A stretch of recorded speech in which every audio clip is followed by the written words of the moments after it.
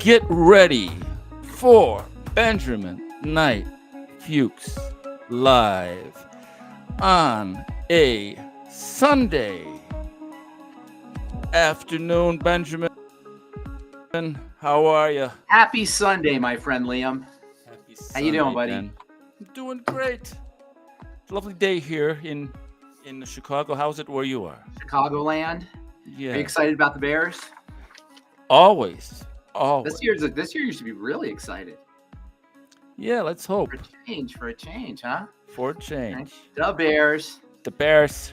So I was, I'm always scouting out for interesting articles during the week that we can talk about, and one jumped out at me this week, Okay. and that is the relationship between cancer and the digestive system. This is an article that I got from Forbes, but there's been a bunch of news lately. There was an article that I saw in the British Medical Journal that we don't have here, headlined Association of Ultra-Processed Food Consumption with Colorectal Cancer Risk. This one is on the global surge. Well, junk food, I imagine, is basically the same thing. I also read an article on the relationship between caffeine drinks, energy drinks, and colorectal cancer. Colorectal cancer is one of the fastest rising, has the fastest rising rates of any cancer. I'm pretty sure it's now second or third cancer. It's second or third in terms of cancer incidences. And clearly, if you have colorectal cancer, you've got something going on in your digestive system.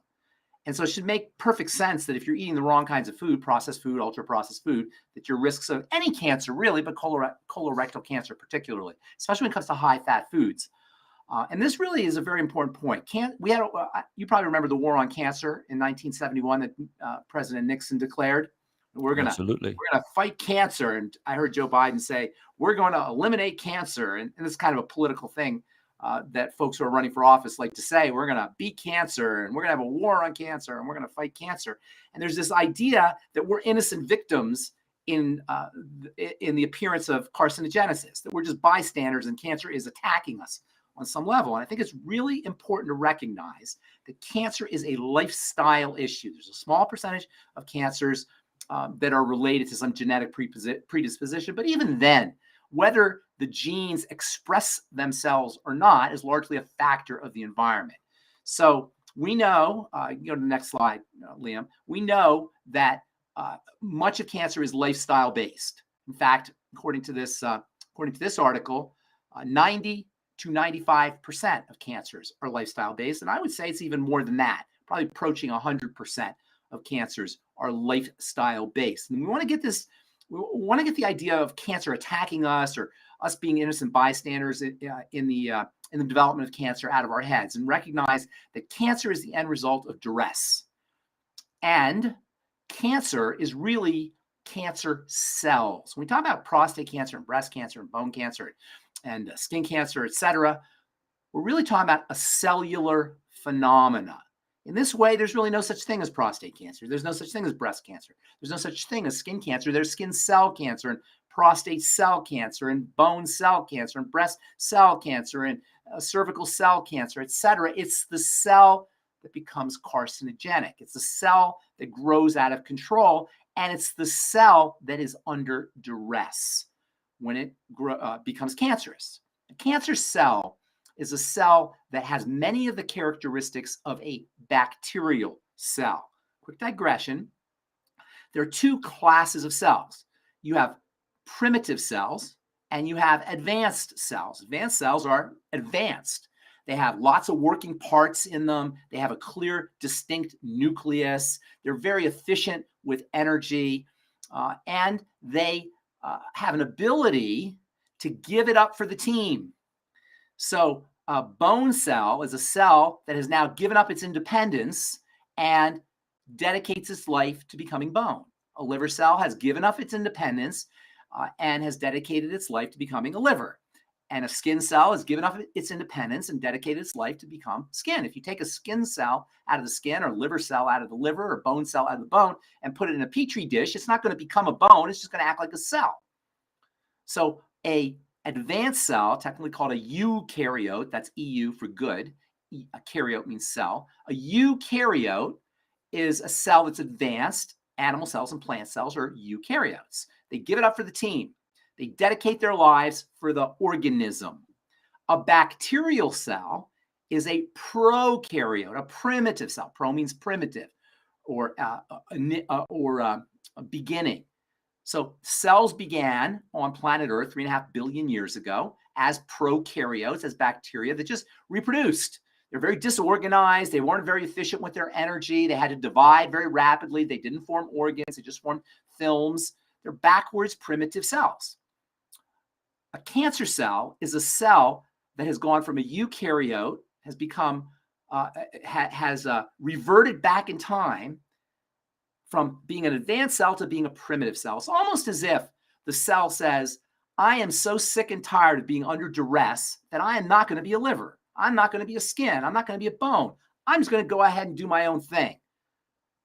It's the duress, the stressors that account for a cell going from eukaryotic and functional to prokaryotic and malignant, or at least cancerous.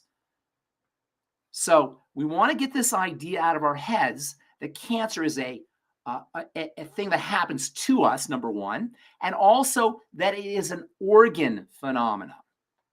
It's not an organ phenomena, it's a cell phenomena. And when you understand it's a cell phenomena, you can see, and it's the end result of a cell that's under duress, you can see why it doesn't make a lot of sense to try to overwhelm the cell with more duress. This is why chemotherapy doesn't work very effectively, because the cell's already under duress, and now we're putting more duress in the cell, trying to kill the cell.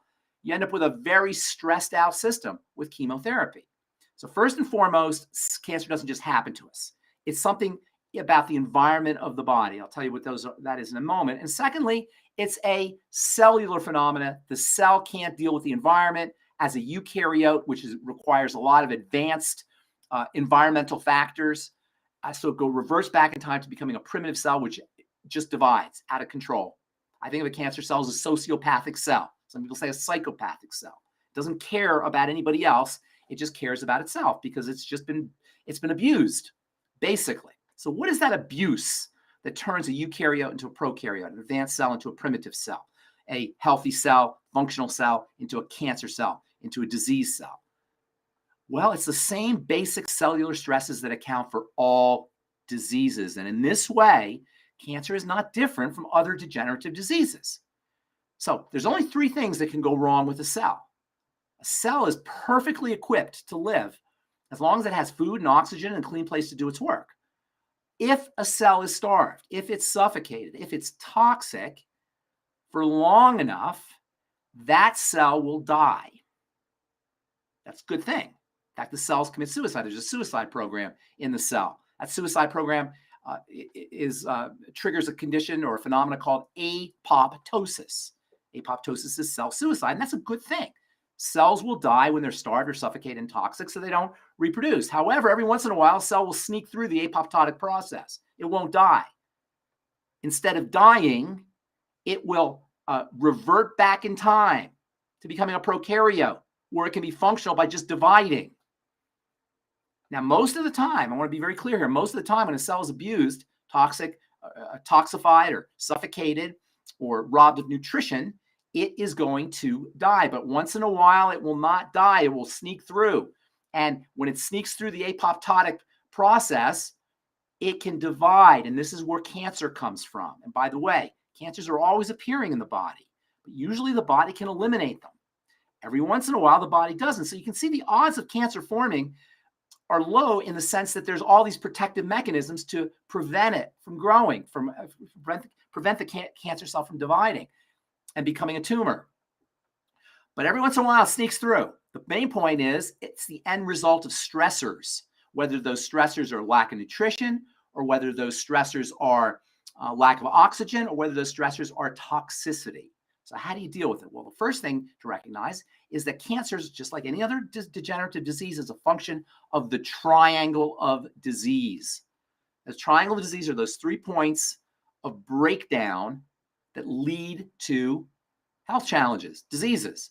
Those 3 points, the triangle of disease, are the digestive system, the blood sugar system, and the adrenal thyroid complex. You cannot deal with heart disease or neurological diseases, or dementias, or autoimmune diseases, or skin disease, or anything. There's 44,000 different diagnoses. You can't deal with any of them unless you address the triangle first. We said that. We've been talking about that for weeks now. So it should come as no surprise that the triangle of disease also relates to cancer. For example, the digestive system. We know that the digestive system is, when we talk about the digestive system, we often focus on the intestine, and that is really where the crux of digestion takes place. Of course, you chew your food, goes into the stomach. The stomach plays a role in acidification, enzymatic breakdown, the gallbladder and the liver involved in bile secretion, but the bulk of the digestive process occurs in the small intestine. So there's going to be a relationship between this, based on our triangle of disease philosophy, there's going to be a relationship between the small intestine and cancer, specifically between dysbiosis, messed up gut bacteria in cancer, just like that's the foundation of all diseases. See where we're going here? We want to think of cancer like we think of all diseases. So first, you got to recognize that there's a relationship between gut dysbiosis and cancer on all cancers. This relates to what's called leaky gut. When you have lots of bacteria in the small intestine, remember, bacteria are supposed to live largely in the large intestine, for the most part in the large intestine, not the small intestine. When you have overgrowth of bacteria in the small intestine, you have a condition called SIBO, small intestinal bacterial overgrowth. This can cause an inflammation of the intestinal lining.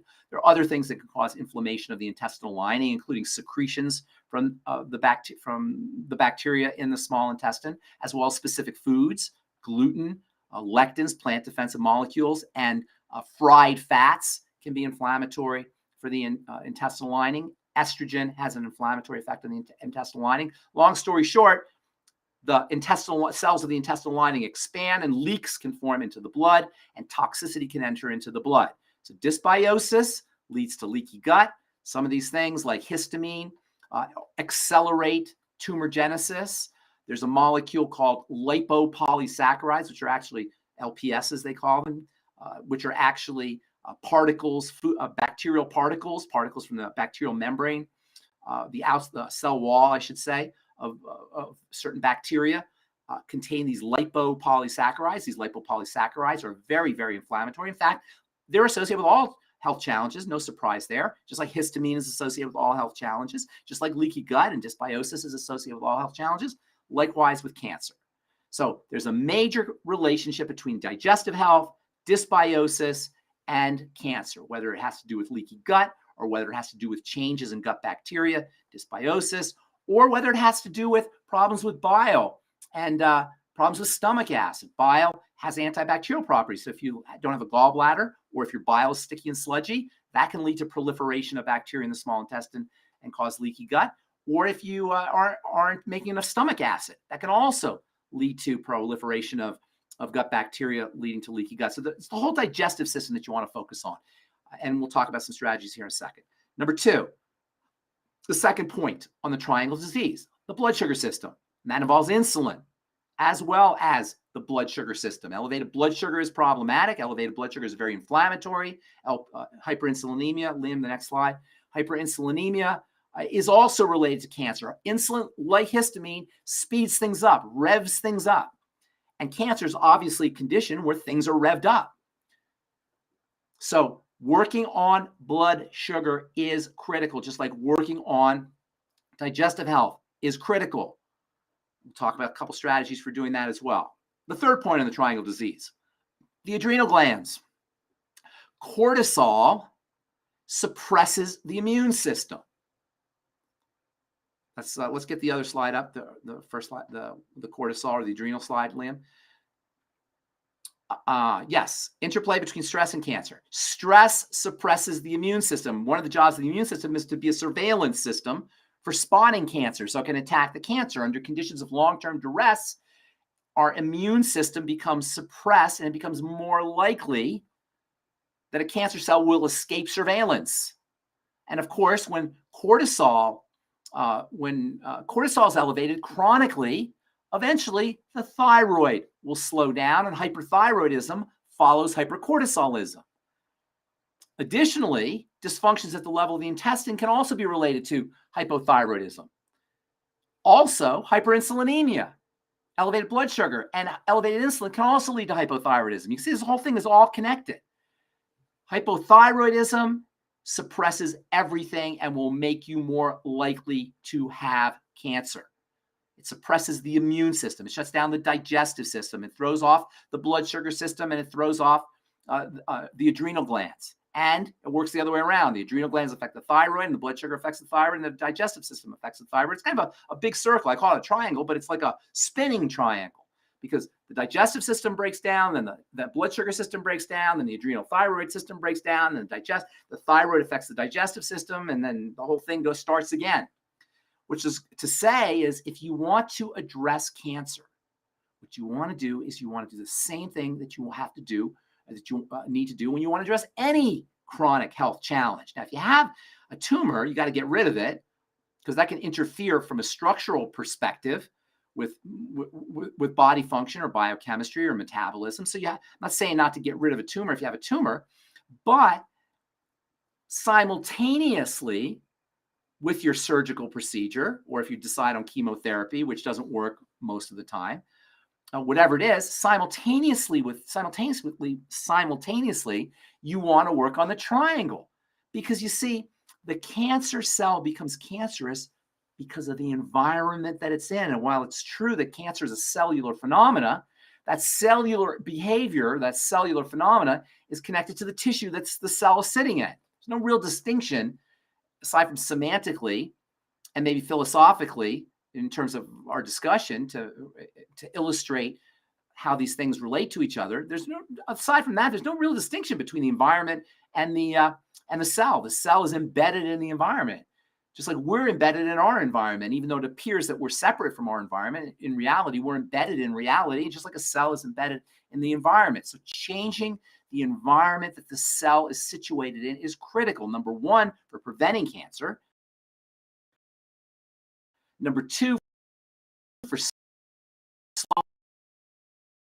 down cancer's progression. Number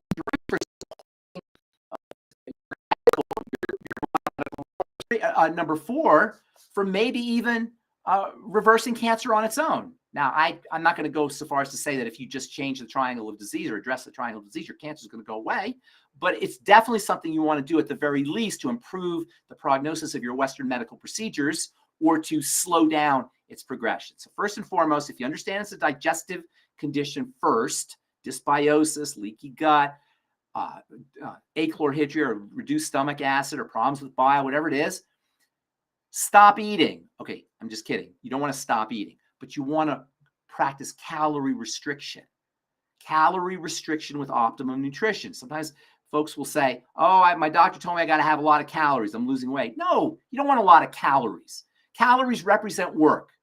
You never want a lot of calories. Calories represent work for the body. And when you have a disease like cancer, you need all your resources directed towards the cancer, not towards digesting your food.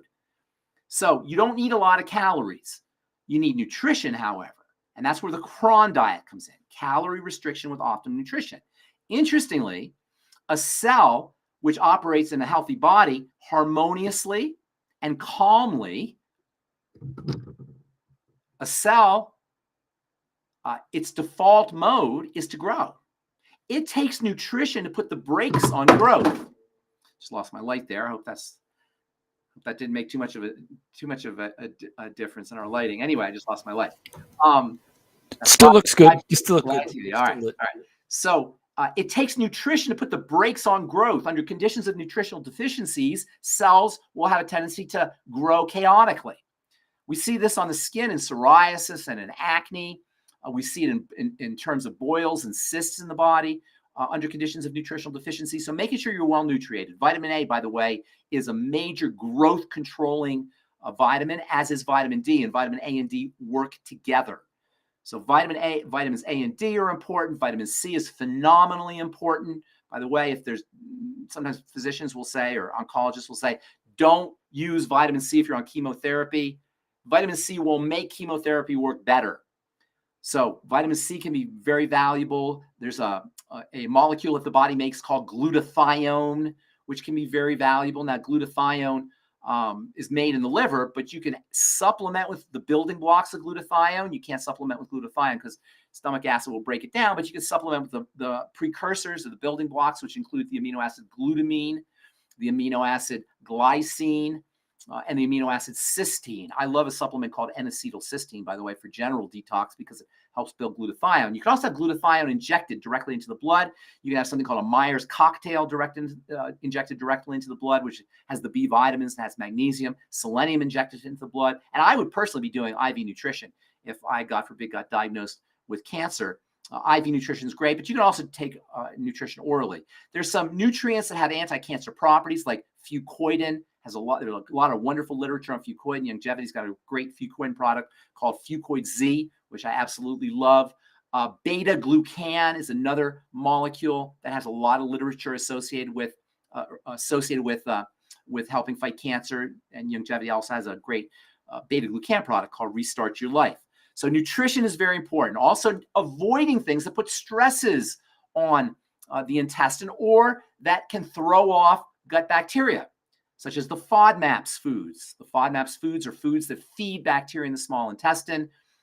FODMAPs is a fancy acronym that stands for fermentable oligosaccharides, disaccharides, monosaccharides, and polyols. It's kind of a mouthful. Just think of fermentable sugars, especially the ones that end OL: xylitol, sorbitol, mannitol. These can all be problematic for some folks.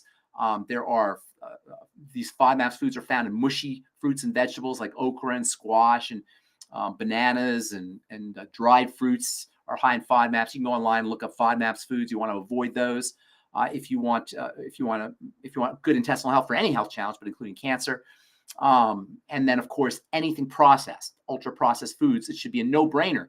We should, the article came out, but it shouldn't have surprised anybody that ultra processed foods are associated with cancer, or that energy drinks can be associated with cancer, or anything stressful on the body that provides calories without nutrition. This is what these ultra processed foods do. They give you a lot of calories, but they don't give you the nutrients, the micronutrients, or the enzymes to help the body use those calories.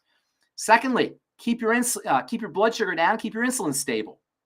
Obviously, that means avoiding sugary foods, sweet foods, desserts, but also grains and pastas and rices and fruit juices. Surprisingly, fruits and fruit juices are very problematic.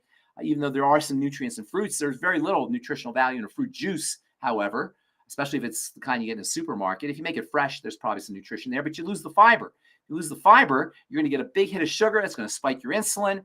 Insulin spikes eventually will lead to chronic insulin spikes will eventually lead to insulin resistance. That means more insulin, type 2 diabetes, obesity, a whole metabolic mess. In fact, it's called metabolic syndrome. All the symptoms associated with dysglycemia, messed up blood sugar, and hyperinsulinemia, too much insulin. So ketogenic diet, low calorie, staying off of foods that spike your blood sugar, especially the liquids like fruit juices and soda pops. It should be very easy to deal with blood sugar, because when we're eating too much sugar, it's not because our body needs the sugar. It's because our brain needs the sugar. We think we want sugar. We get very satisfied, and there are neurochemicals of pleasure that are associated with the ingestion of sugar and refined carbohydrates. And there are companies, food companies, that profit off of that, and they want us doing this. So keeping your intake of these kinds of foods down and using nutrients that help the body process sugar.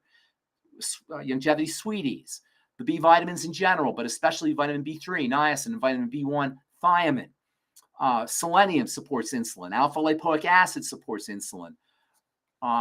Sulfur supports insulin. MSM sulfur supports insulin. Making sure you're getting fiber with your sugar, or with your sugary meals, or starchy meals, bready meals, pastas and rices. Make sure you're using some kind of vegetable with these kinds of foods that will get you fiber, or you can make your own. I make a fiber beverage. You can make your own fiber beverage with flax seeds.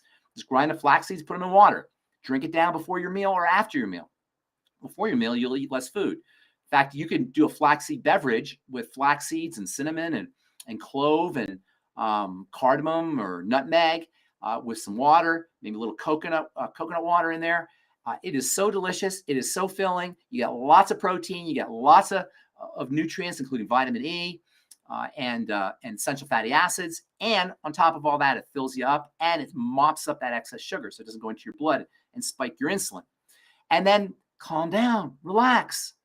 keep that cortisol down. Now, by hitting the first 2 points in the triangle of disease, the cortisol will naturally go down. But you can use nutrients. Vitamin A and vitamin E can help with cortisol, elevated cortisol, hypercortisolemia, as they say. Emia means blood, hyper means a lot, hypercortisolemia. Vitamins A, E, there's a wonderful hormone. It is a hormone, but it's not a really powerful hormone called pregnenolone, pregnenolone, pregnenolone. You can get it on Amazon. That has a calming effect, supports the adrenal health, and also keeps cortisol down. Vitamin C is very important for the adrenal glands. Zinc is very important for the adrenal glands. Vitamin B12 is very important for the adrenal glands. Use adrenal support. When we talk about cortisol, using adrenal support strategies can help you with your cortisol. And of course, the first 2 points in the triangle of disease will help there too.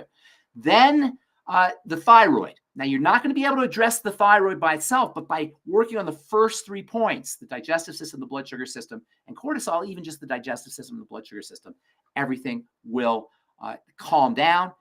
Cellular health will be supported as long as you're nutriating appropriately, oxygenating appropriately, and this is very important. In fact, Dr. Otto Warburg showed back in the 1930s, I believe, that lack of oxygen will make a cell turn cancerous.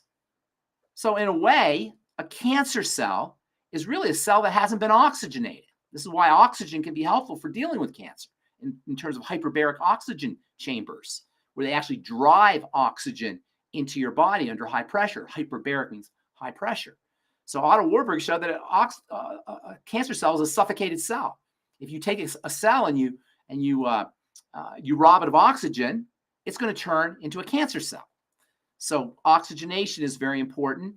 Inflammation, of course, will block oxygenation, and that's why this triangle disease is so important, because it's an anti-inflammatory strategy. Working on the digestive system and the blood sugar system, and working with the adrenal glands has an anti-inflammatory benefit. So these are all great strategies you can use. Number 1, to prevent cancer. Number 2, to slow down the progression of cancer if you've been, God forbid, diagnosed with cancer. Number 3, to improve the prognosis of your Western medical strategies.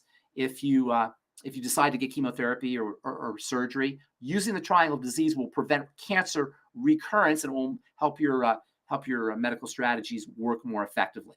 Treat it like any other health challenge. Work on the triangle of disease. Restrict your calories. Make sure you're nutriating. Making sure you're hydrated. Dehydration is another risk factor for carcinogenesis. You remember, it's a tissue that's the tissue is the determining factor in the health of the cell. And by the way, cancer always looks for weaknesses in the tissue around it to metastasize. And one of the ways it determines weakness is by the stiffness of the tissue. Tissue that's has just the right amount of stiffness, not too much stiffness, not too little stiffness, but just the right amount of stiffness. Stiffness for a cancer cell is the kind of tissue that a cancer cell will metastasize into.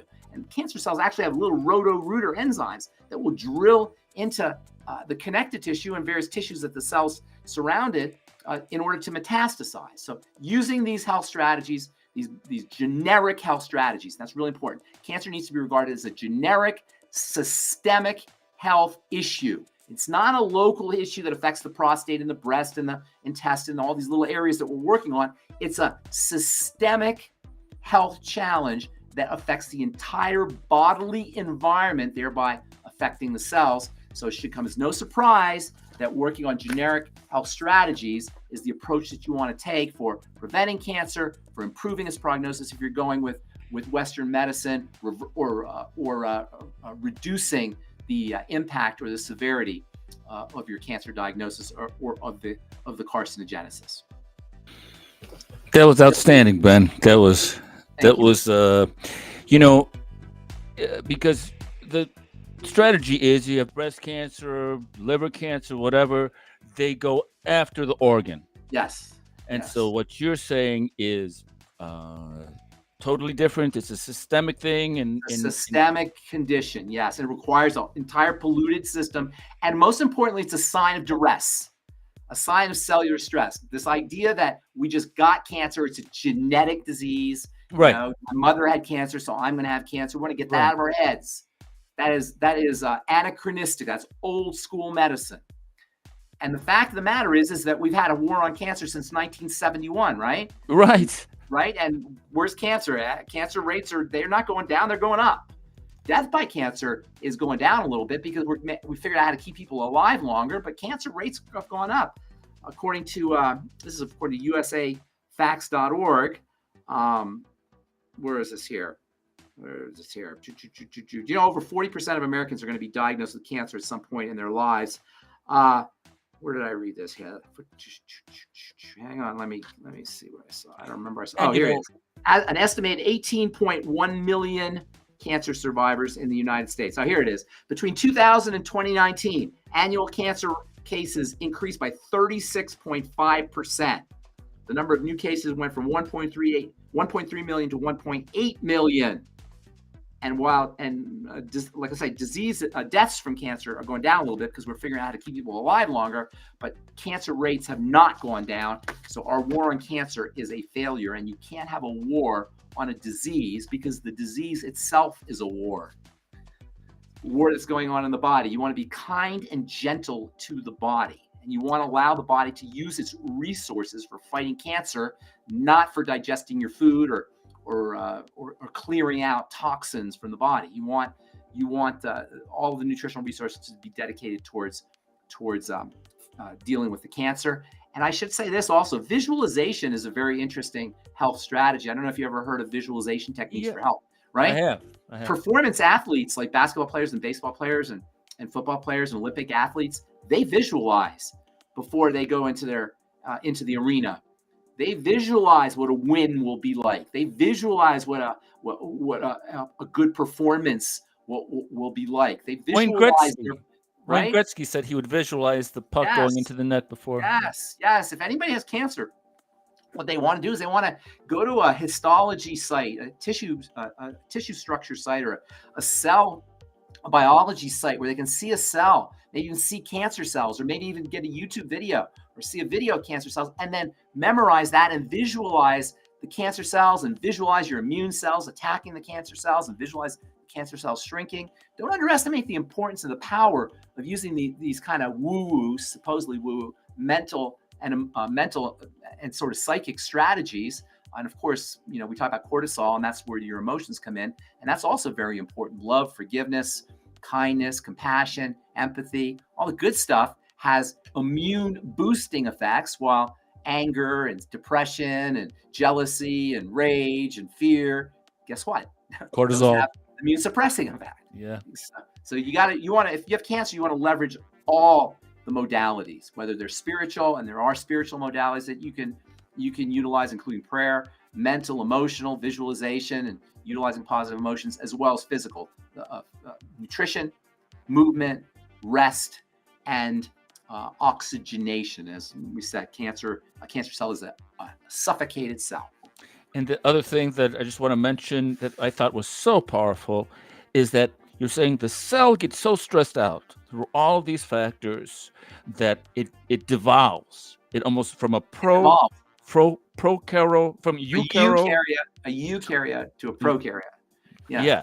It devolves. That's exactly. I'm going to use that. That's exactly what that is. So it's almost like the opposite of a stem cell. Like it goes to its most primitive thing where it's in a protective mode, and it doesn't want to.